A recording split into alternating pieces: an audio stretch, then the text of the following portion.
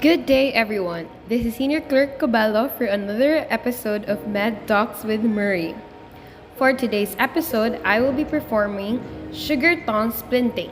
A sugar tongue splint is a device applied to stabilize injuries of the wrist and forearm, preventing motion such as rotation, supination, and pronation.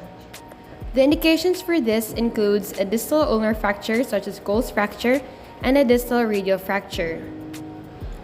For the materials, we will need a stockinette that is enough to cover the area from the MCP joints to the mid-humerus, a plaster or fiberglass splinting material that is long enough to cover from one aspect of MCP joints, then around the elbow to the other aspect of the MCP joint, elastic bandages, measuring tapes, roll padding of 7.5 cm in width. For the procedure, first, we introduce ourselves to the patient, explain the procedure, and secure consent. Then properly position the patient where there is appropriate access to the patient's affected extremity. We measure the needed splint using the non-affected arm, and the length will be from the dorsal MCP joints then around the elbow to the palmar crease.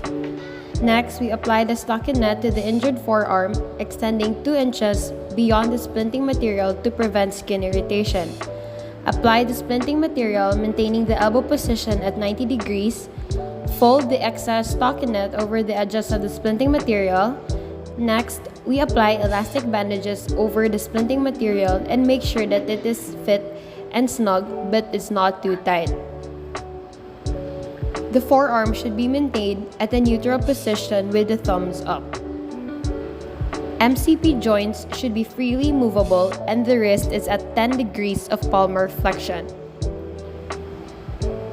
Lastly, we then check for neurovascular status such as the capillary refill time and the mobility of the thumb fingers.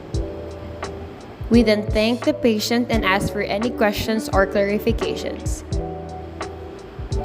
That is all for today's episode and hope you learned a lot. Thank you!